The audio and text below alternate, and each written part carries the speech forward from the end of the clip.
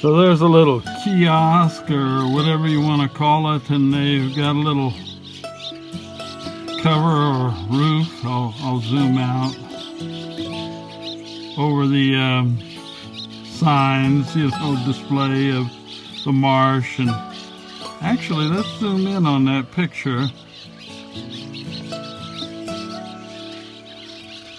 So that does, you can kind of see it a little bit. I mean, that's a lot of land, thousands of acres of marsh. Most of it not accessible right now because they got all the roads closed. They're worried you'll disturb nesting animals, young, and then the ducks are going into the molt, and they can't fly as well and all that. So yeah, but this thing is a pretty good little shelter for these swallows, which they oh boy, I'm not 100% sure on the species that's here right now. Sometimes it just be barn swallows, but these aren't barn swallows.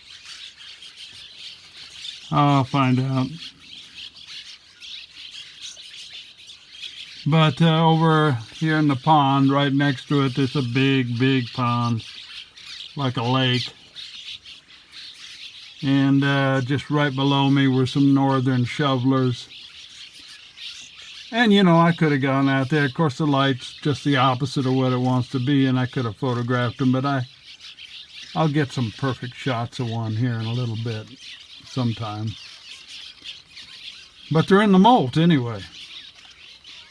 Starting in the molt, those dabbling ducks, they're getting into the molt, which means they start to lose their old feathers and they start to get a little faded look to them.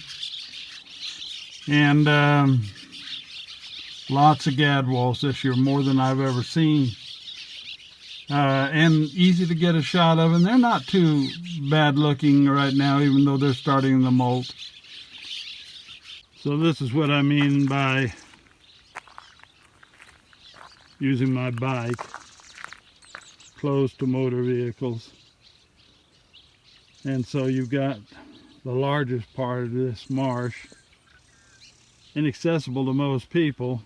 If you want to try to walk out to the far reaches of this road, good luck, but it's a lot of effort for not much return.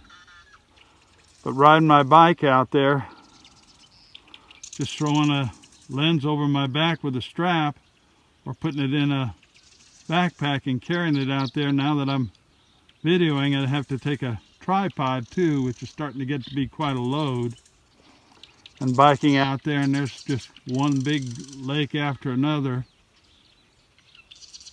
And so just looking at a bird flying over. But I see some pelicans out there. And that area, white pelican. But like I said, lots of nice scenery. I'm just going to walk out here a little ways and just enjoy the walk and just notice things. Here's an interesting fact about bird photography in a region like this. Your white-faced ibis, they're a dark bird. Your double-crested cormorant, dark bird. Your great egret, a light bird. Your snowy egret, a light bird. Forster's tern, Caspian terns, light birds. So you're going between 2-3 stops, depending on the ISO, -0 for your light birds, and 2 stops plus, and I'm at a 3rd stop, so every click on my wheel of my Canon 7D Mark II is a 3rd stop to one way or the other. So you got to be kind of having your finger handy there, because so I was looking for birds and talking at the same time, like walking and chewing gum. I got it exactly wrong. So you see a cormorant flying towards you or by you, or a white-faced ibis, you want to add a couple of thirds. So 2/3 would be 2 clicks for me on my Canon clockwise. And that lets in more light, so you get some of the features on the dark bird.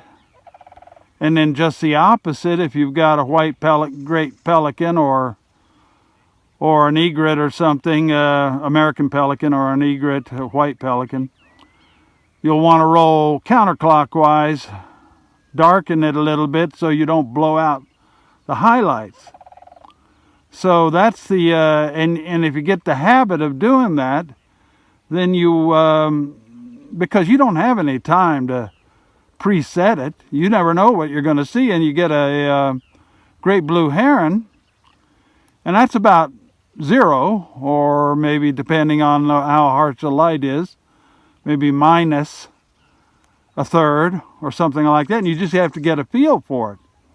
Well, I'm sitting here like this, watching my video and how I made a mistake, and these American pelicans come single file flying real close across this stretch of water here. And because they're flying low and drifting over the water, it's quite a picture. I mean, with my lens, I'm going to only isolate 1 or 2. But if I'm out here with a video camera, which I'm going to, as soon as I get my plate on, I'm going to set it up and set out here and catch those pelican, maybe sit and catch those pelican flying across the water, one after the other in a video shot. That'll be a pretty nice shot. It's a kind of a nice shot to put to music or something with this kind of light. So I make plans, you know, it's Zen, but it's Zen with plans, just general plans, and see how it works out. So this is just a little addendum about exposure. So let's say I've got some white pelican flying in the lower half of this video image here, and you see that's lighter because the mountains aren't being reflected on the water, and it's just a lighter tone. So maybe only 1/3 or 2/3 of a stop, minus, to not blow out the highlights of the pelicans if they're flying across that section. But if they're up where it's darker, you see the reflection of the mountains, or against the mountains, you may have to go 1 to 1 1/3 minus 1/3, so that's 3, 4, even sometimes 5 clicks minus on the wheel, rolling counterclockwise, just to keep from blowing out the highlights. Because of the metering, evaluative metering is going to take the percentage of the image being metered, so it's going to see a large percentage of dark. So it's going to want to lighten the overall image on the evaluative metering, and you have to compensate for that by rolling minus 1 1/3 stop or so against the dark.